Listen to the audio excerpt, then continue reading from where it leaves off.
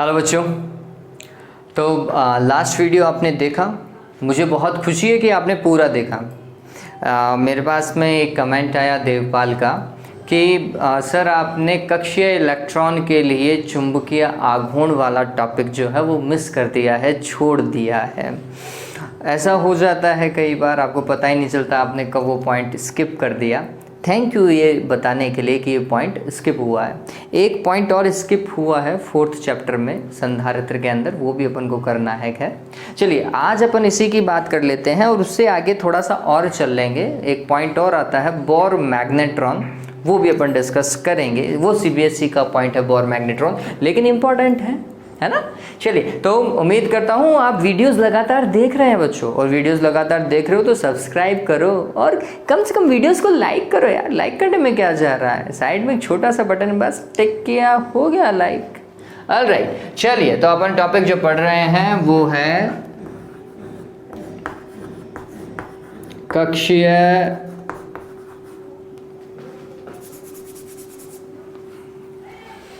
शुरुआत में मिटाना पड़े, बहुत बकवास लगता है।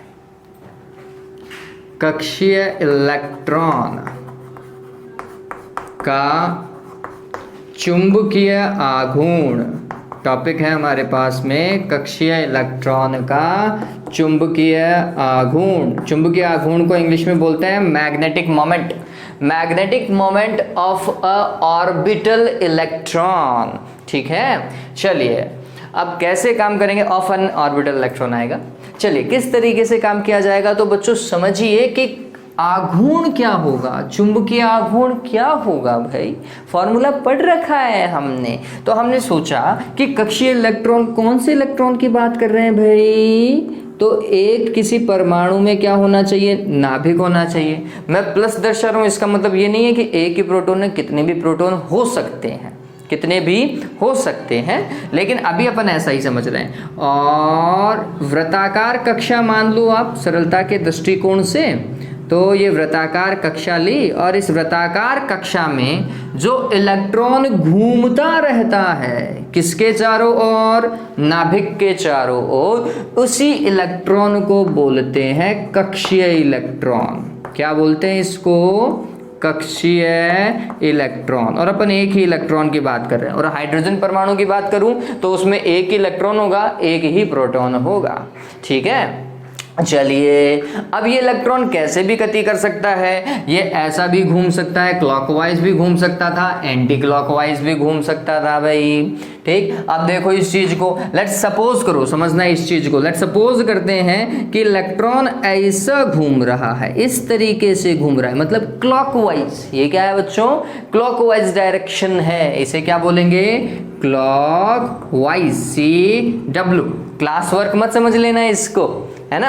अब अगर इलेक्ट्रॉन ऐसे जा रहा है तो धारा कैसे जाएगी, हमने बोला धारा इलेक्ट्रॉन की गति के विपरीत दिशा में बहती है, तो ऐसे बहेगी धारा, ठीक है। तो धारा की अगर डायरेक्शन देखें, करंट की अगर डायरेक्शन देखी जाती तो जो I की डायरेक्शन है बच्चों वो ये है, ठीक है। अगर हमें I की डायरेक्शन पता है तो ये जो इलेक्ट्रॉन है बच्चों एक छोटा धारावाही लूप बनाएगा, ऐसा बहुत तेजी से घूमता है बच्चों इलेक्ट्रॉन, बहुत ज्यादा स्पीड होती है इलेक्ट्रॉन की। अगर मैं आपको आइडिया दूं कि इलेक्ट्रॉन, कक्षीय इलेक्ट्रॉन की स्पीड लगभग 2.2 गुणा 10⁶ मीटर पर सेकंड होती है बच्चों, बहुत ज्यादा स्पीड है ये, है ना। तो ये आप थोड़ा समझे इस चीज को कि ये स्पीड बहुत ही ज्यादा है भाई, ठीक। इस स्पीड से इलेक्ट्रॉन अगर ऐसा घूमता जा रहा है तो करंट फिर ऐसे घूमती जा रही है, यूं उल्टा, है ना।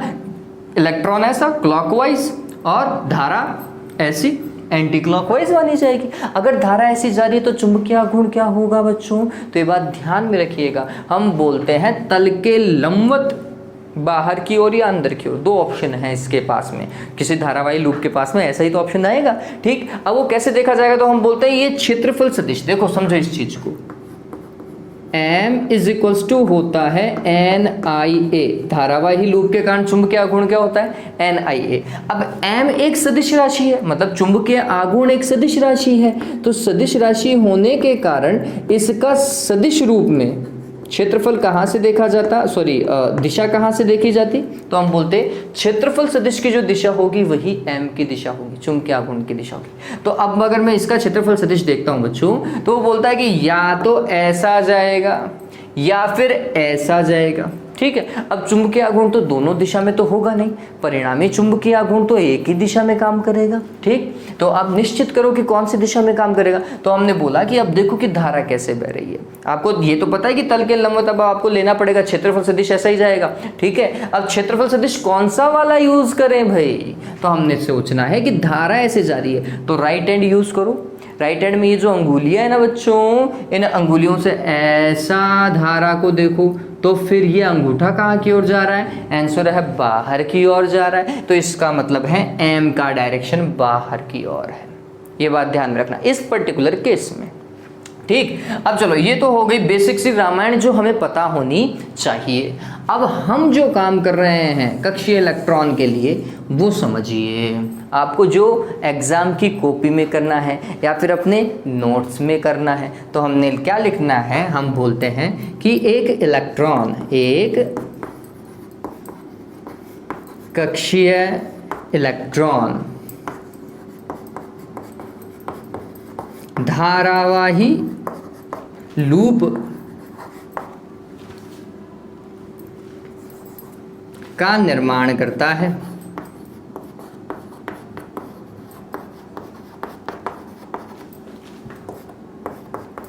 एवं धारावाही लूप का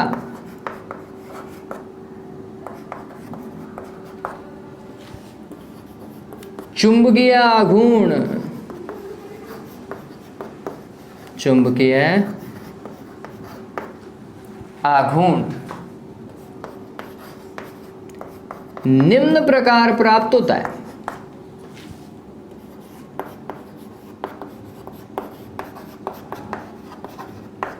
हाँ भाई, कैसे प्राप्त होगा, तो अभी हम सभी को पता है m इजिकल्स टू क्या लिखते हैं, आंसर है NIA, सदिश रूप की बात नहीं कर रहे हैं।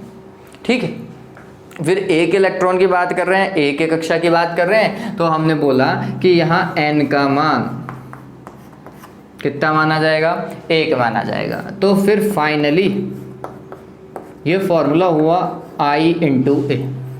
अब अगर हमें I और A का मान पता है तो हम इलेक्ट्रॉन का चुंबकीय आघूर्ण आसानी से क्या कर सकते हैं, ज्ञात कर सकते हैं। A तो देखो आप सभी को पता है, इसकी दूरी, इलेक्ट्रॉन की कक्षा की नाभिक के केंद्र से दूरी क्या मान ले, R मान ले। तो ये जो क्षेत्रफल तय हो रहा है वो क्या होगा बच्चों, पाई आर स्क्वायर होगा, सभी को पता है। तो एक ही जगह अपन क्या रख लेंगे, पाई आर स्क्वायर रख लेंगे। आई कैसे ज्ञात किया जाएगा, तो हमने बोला 10वीं याद थी हमें हमेशा से ही। आई बराबर क्या होता है बच्चों, Q डिवाइडेड बाई T। होता है, नहीं होता, होता है। Q क्या आएगा, इलेक्ट्रॉन का आवेश आएगा। T क्या आएगा, तो हमने बोला एक चक्कर लगाने में जितना टाइम लगता है वो यूज करेंगे। ठीक, चलिए, तो अब हमने इसको दे दिया समीकरण नंबर 1 और फिर हमने लिखा हम जानते हैं। क्या जानते हैं भाई, अब तुम जानते हो तो बहुत बढ़िया, नहीं तो जानना तो पड़ेगा। क्या है भाई, हमें पता है कि I इज टू क्या होता है, Q डिवाइडेड बाई T, और वो इलेक्ट्रॉन के लिए क्या होगा, तो आंसर है E divided by capital T। E electron का आवेश और कैपिटल T उसका आवर्तकाल। आवर्तकाल क्या होता है, तो हमें पता है बच्चों आवर्तकाल क्या होता है, कैपिटल T है दूरी बटा चाल, समय है ना। दूरी कितनी भाई, एक चक्कर में कितनी दूरी तय करेगा, आंसर है परिधि के बराबर तो चलेगा, बटे चाल। चाल क्या है, v। ठीक है, तो ये हम मान रखने वाले हैं। तो फिर I बराबर क्या हो जाएगा, तो आंसर है E divided by capital D का मान रख रहा हूँ बच्चों 2 पाई R बटा V। V कहाँ जाएगा, ऊपर, तो ये हो जाएगा EV बटा 2 पाई R, समीकरण नंबर 2।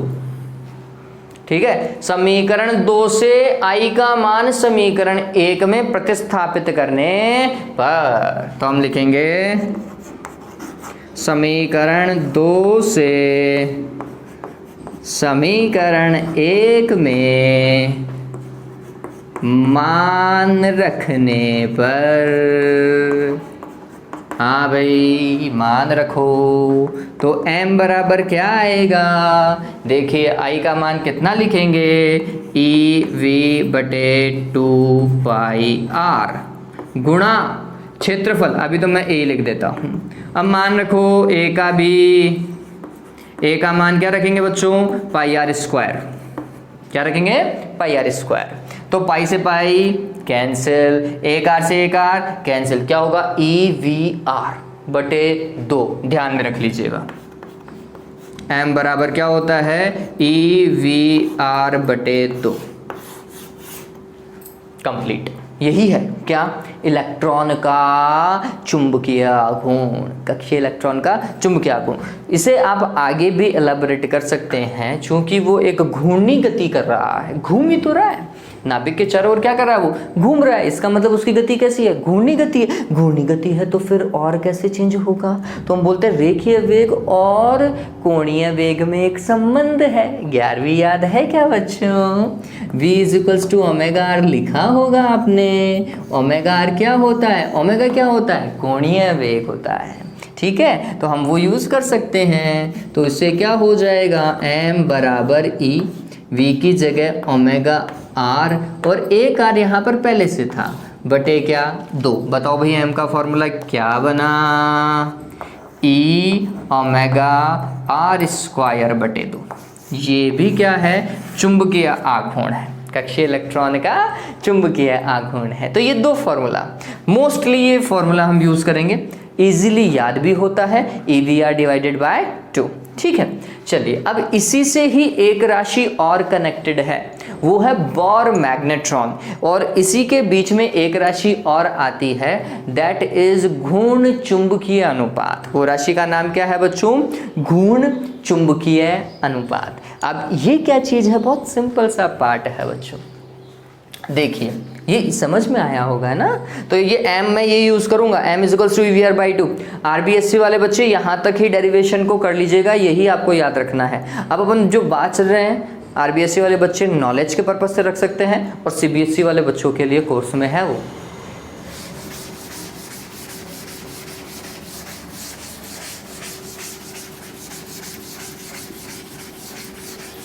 अब जब टॉपिक को यूज कर लिया है तो फिर पूरा कंप्लीट करेंगे।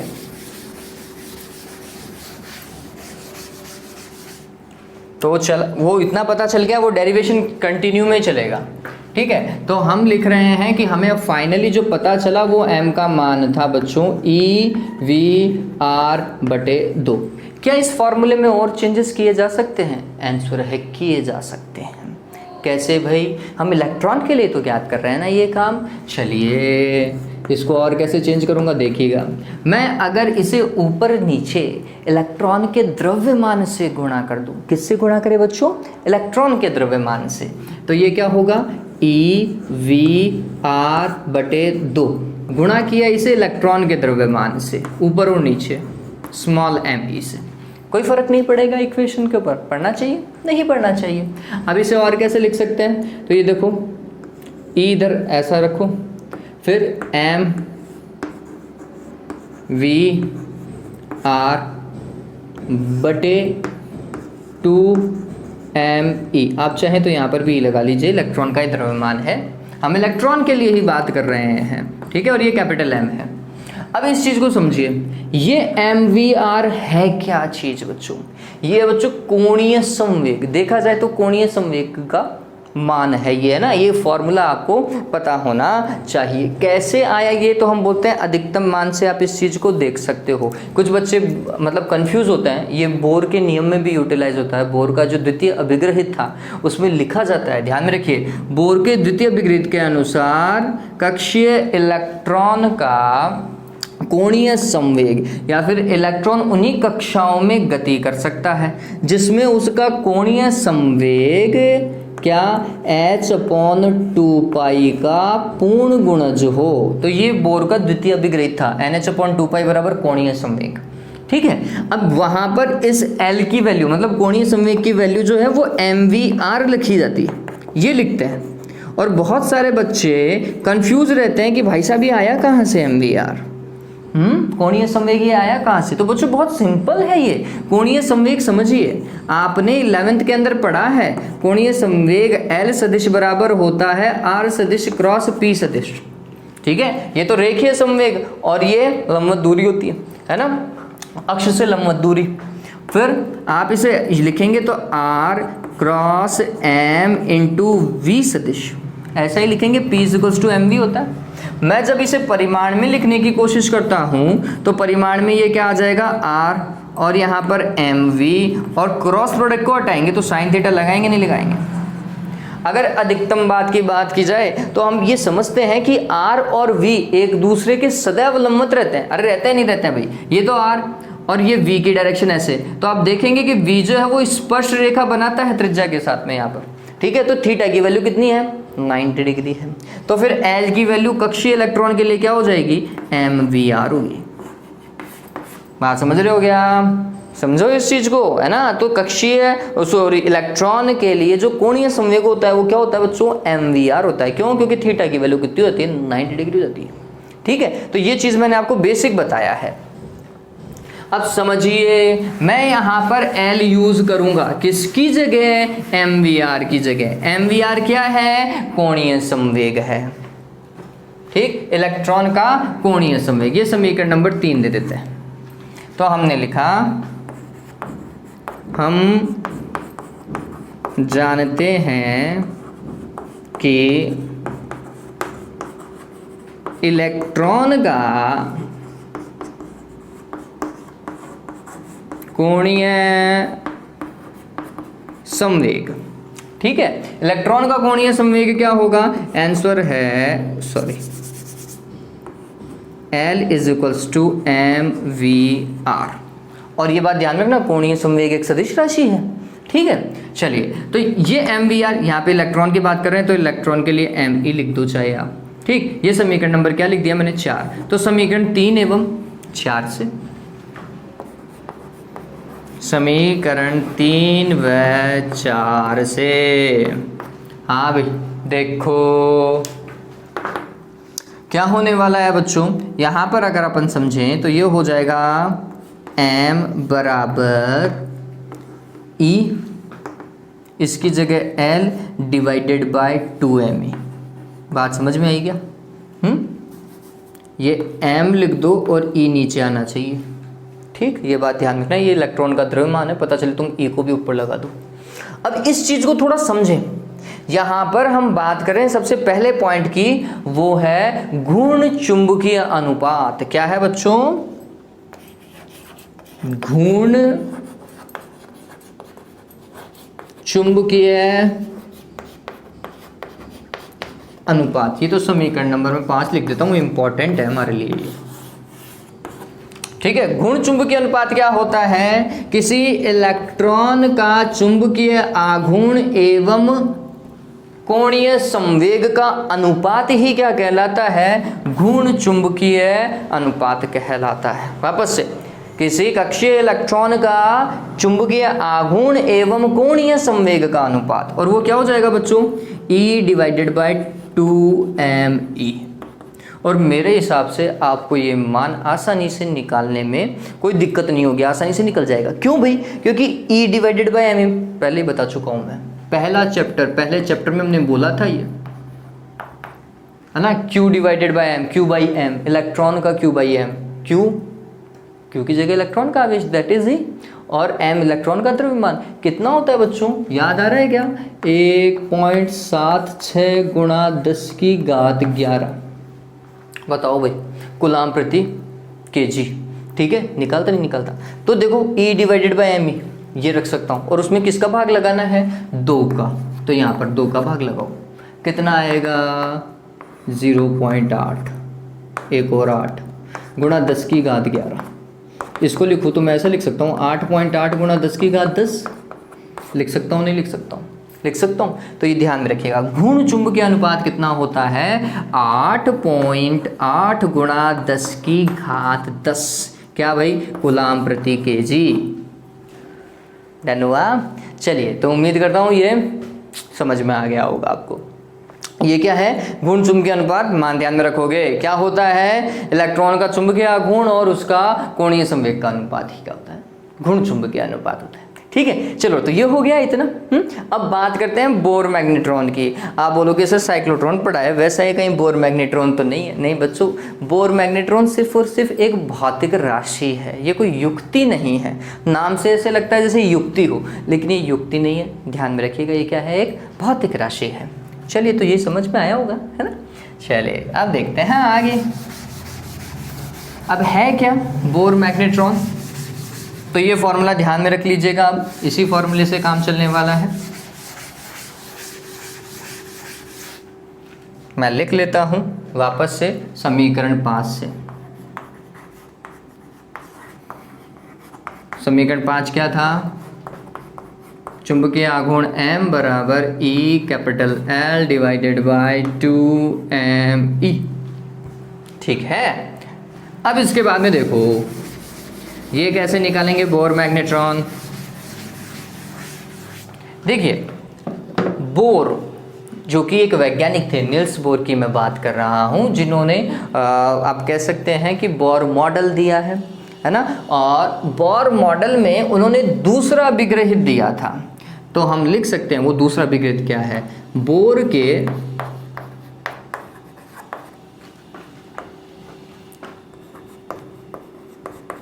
परमाणु मॉडल के द्वितीय विग्रहित से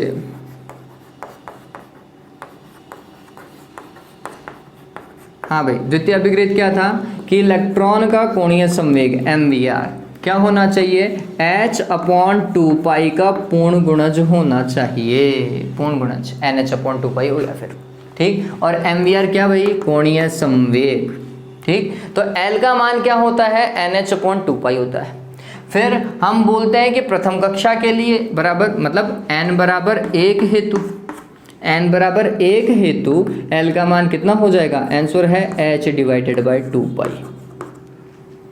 डन। चलिए, अब इस चीज को अगर हम आगे की ओर समझें तो ये मान यहाँ पर रखा जाना चाहिए। चलिए, तो फिर ये क्या होगा, तो हमने बोला कि समझना, हाइड्रोजन परमाणु में प्रथम कक्षा में चक्कर लगाते हुए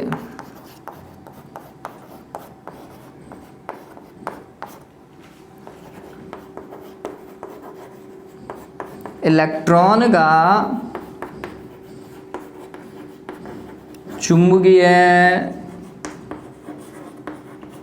आघूर्ण, और ये न्यूनतम चुंबकीय आघूर्ण है, ये बात ध्यान रखना पहली कक्षा में, इसलिए न्यूनतम होगा। जैसे जैसे कक्षा बढ़ती जाएगी वैसे वैसे L का मान बढ़ेगा, L का मान बढ़ेगा तो चुंबकीय आघूर्ण का मान भी बढ़ेगा। तो इसका मतलब ये है, जब हम n बराबर 1 की बात कर रहे हैं, इसका मतलब हम न्यूनतम चुंबकीय आघूर्ण की बात कर रहे हैं। ये बात ध्यान रखना, क्यों, क्योंकि उस केस में कोणीय संवेग भी न्यूनतम होगा, कोणीय संवेग न्यूनतम होगा तो चुंबकीय आघूर्ण भी न्यूनतम होगा। ठीक है, चलिए, तो ये जो न्यूनतम चुंबकीय आघूर्ण है उसे ही बोर मैग्नेट्रॉन कहते हैं, ध्यान में रखना।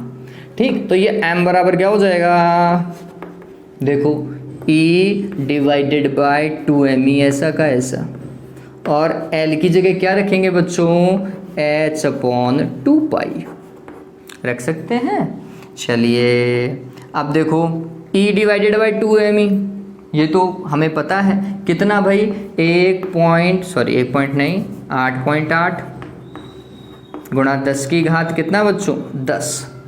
फिर H का मान कितना, आंसर है 6.62, प्लांक नियतांक है बच्चों ये H, है ना, 6.63 भी दिया हुआ होता है बुक्स में, गुणा 10 की घात -34 जूल सेकंड मात्रक, और उसमें भाग लगेगा किसका, आंसर है 2π का। ठीक है, अब इस चीज को आपको क्या करना पड़ेगा, अपनी मैथमेटिक्स के अनुसार इसे क्या करना पड़ेगा, सॉल्व करना पड़ेगा। मैं छोड़ दूं आप लोगों के ऊपर, बताओ छोड़ दूं क्या, चलो मैं लिख देता हूं आंसर। चलिए देखिए, इसको इससे मतलब पूरी राशि को 16 साल करने पर इसको ये 4.4 आएगा, और जब आप पाई का भाग लगाओगे, 4.4 में 3.14 का भाग लगाओगे, 1 पॉइंट समथिंग आएगा। और 1 पॉइंट समथिंग को जब आप इससे मल्टीप्लाई करोगे, इट इज़ ऑलमोस्ट 9.28, 9.28 गुणा 10 की घात, देख लो यहाँ से कितनी बैठ रही है, 10 की घात कितनी, 24 माइनस की। मात्रक क्या आता है चुंबकीय आघूर्ण का, एम्पियर प्रति मीटर स्क्वायर। और यही न्यूनतम चुंबकीय आघूर्ण ही क्या है बच्चों, बोर मैग्नेट्रॉन है।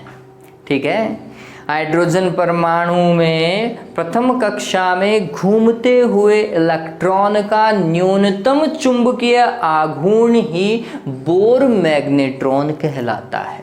वापस से सुन लीजिए, हाइड्रोजन परमाणु में प्रथम कक्षा में घूमते हुए इलेक्ट्रॉन का न्यूनतम चुंबकीय आघूर्ण ही क्या कहलाता है, बोर मैग्नेट्रॉन। आप सिंपली इतना ही कह सकते हैं कि इलेक्ट्रॉन का जो न्यूनतम चुंबकीय आघूर्ण है वही बोर मैग्नेट्रॉन है, जिसका मान एक नियतांक है, वो कितना है, 9.28 गुणा 10 की घात -24 एम्पियर मीटर स्क्वायर। ठीक है, उम्मीद करता हूँ ये बोर मैग्नेट्रॉन तक आपको क्लियर हो गया होगा।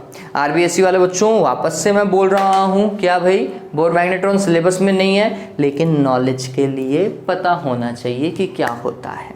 ठीक है, सीबीएसई वालों के तो कोर्स में है ही, आरबीएससी वालों को क्या याद में रखना है, m बराबर EVR/2, इलेक्ट्रॉन का चुंबकीय आघूर्ण क्या EVR/2 होता है। चलिए, आज के लिए इतना ही है बच्चों। Have a good day, take care.